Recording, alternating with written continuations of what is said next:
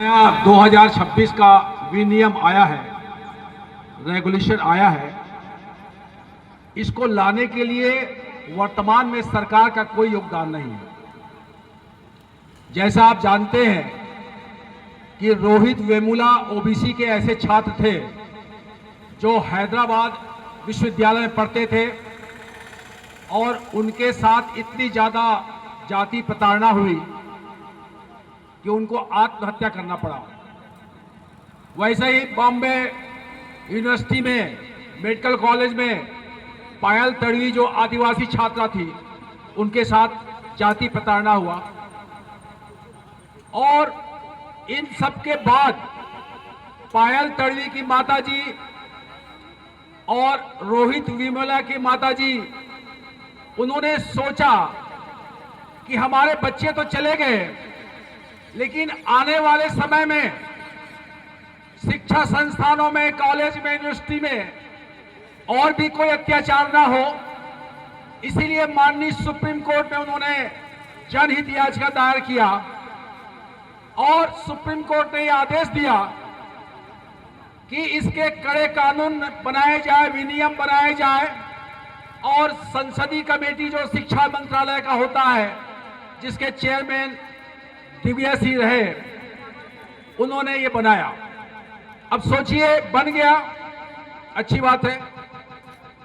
लेकिन जैसे ही उस नए विनियम में ये लिखा गया, ये प्रावधानित किया गया कि यूजीसी के 2012 का जो रेगुलेशन है उसमें सिर्फ एससी एसटी को रखा गया था, लेकिन नए 2026 के रेगुलेशन में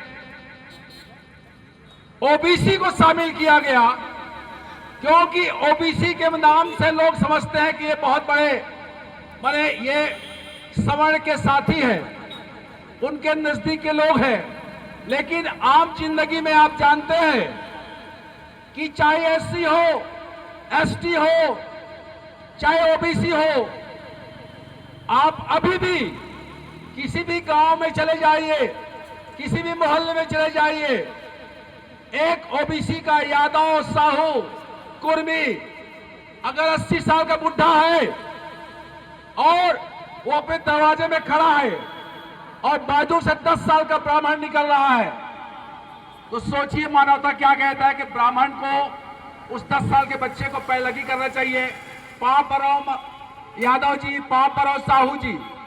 लेकिन ऐसा होता नहीं है। क्या होता है, उस 80 साल के बुढ़े को, महाराज को, ब्राह्मण को पैरलगी करना पड़ता है, पांव परो महाराज। ये हजारों साल का मनुस्मृति का कानून तो चला आ रहा है।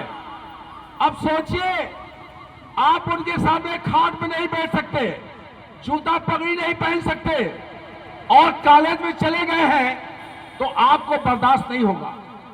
इसलिए जो नए रेगुलेशन बनाया गया उसमें ओबीसी को शामिल किया गया, तो जितने भी ऐसे लोग जो ठेकेदार हैं हिंदू राष्ट्र बनाने के, उनकी असलियत सामने आ गया। इसी बिलासपुर छत्तीसगढ़ में जो यहां का विधायक है, उसके भांजा और उसके तमाम लोग आप देखते होंगे खुलेआम सड़क पे नारे लगा रहे हैं कि यूजीसी बिल को रद्द किया जाए, उसको लागू ना किया जाए। अब मैं ये पूछता हूं आपको कि जब एससी एसटी ओबीसी 80, 85, 90% है, तो क्या उसको डर नहीं लगा होगा कि ऐसा करेंगे तो तमाम एससी एसटी ओबीसी हमको वोट नहीं करेगा, तमाम संसद और विधानसभा में जो विधायक है, जो सांसद है, वो हमारी सरकार गिरा देगा। लेकिन नहीं, उनको डर नहीं है। सोचिए, अब डर क्यों नहीं है? डर इसलिए नहीं है कि वो हमें हिंदू राष्ट्र बना करके जो हिंदू कहे जाने वाले लोग हैं उसको लालीपाप दिए हुए हैं कि अब हिंदू राष्ट्र बनेगा तो तुम्हारा भला होगा।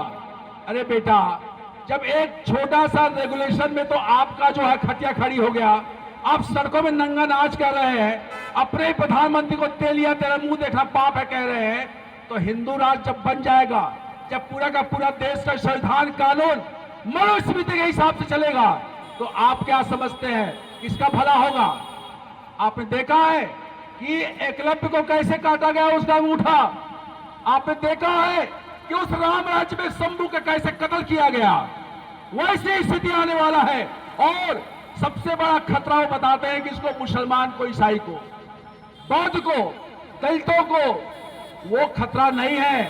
किसी भी तरह से आज तक के इतिहास उठा लीजिए, किसी दलित ने, किसी भी एसटी ने, किसी भी माइनॉरिटी ने ओबीसी के हक का खिलाफ कोई बात नहीं किया।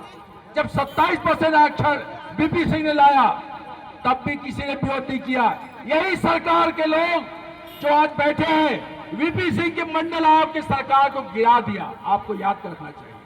तो साथियों, सबसे बड़ी बात है, अगर आज हम इस मंच से इस बात की घोषणा कर रहे हैं कि हम यूजीसी बिल को ये कह रहे हैं, हमारे ज्ञापन में लिखा हुआ है कि ये सुप्रीम कोर्ट में जो 19 मार्च को पेशी है वहां पर एक योग्य वकील खड़ा किया जाए, पैनल बनाया जाए और सरकार उसकी रक्षा करे।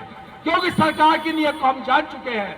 लेकिन हम ये भी मांग कर रहे हैं कि अगर जरूरी है तो पार्लियामेंट के अंदर में कानून लाया जाए और कानून के आधार पर इस रेगुलेशन को बिल के रूप में, कानून के रूप में पास किया जाए। तो साथियों, ये बहुत बड़ी लड़ाई है और ये लड़ाई आज का नहीं है, बहुत दिनों से है। और मैं कहता हूं ये आरएसएस वाले, बीजेपी वाले 100 साल में हिंदू राष्ट्र के नजदीक पहुंच गए हैं।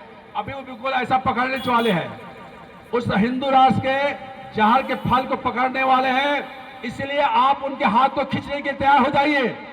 इस दुर्दशा को देखने के पहले तैयार हो जाइए और अपने वाकई सही का जो धर्म है, वो जो धर्म को लिखाइए। आगे आगे आने वाले जनगणना में जैसे गुरु घासीदास के समानता के मानने वाले लोग सतनाम धर्म लिखा रहे हैं, आदिवासी भाई लोग आदिवासी धर्म लिखा रहे हैं, गोड़ी धर्म लिखा रहे हैं, वैसे ही जो हमारे ओबीसी के भाई हैं जिनका नेता इंद्र नहीं है, उनका नेता कृष्ण है, उनका नेता राजा बलि है, हिरण्यकश्यप है, उनके धर्म को लिखाइए, उसके विरासत को लिखाइए, तब ये इन लोगों का 15% लोगों का औकात पता चल जाएगा। बस मैं इतना कहना चाहूंगा। Thank you very much.